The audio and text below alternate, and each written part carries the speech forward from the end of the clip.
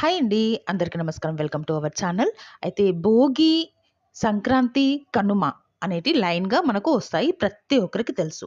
అయితే ఖచ్చితంగా భోగి రోజు ఏదైనా స్వీట్ నైవేద్యంగా సమర్పించి మనం తీసుకోవాలి. భోగి అంటేనే భోగభాగ్యాలు మనకు వస్తాయని అర్థం.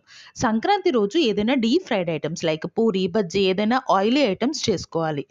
నెక్స్ట్ వచ్చేసి కనుమ రోజు ఖచ్చితంగా మినప పప్పుతో తయారు చేసిన ఏదైనా ఒక ఐటెమ్ తినాలండి. వడలా, బజ్జీలా ఏదైనా మినపపిండితోని తయారు చేసేది తినాలి.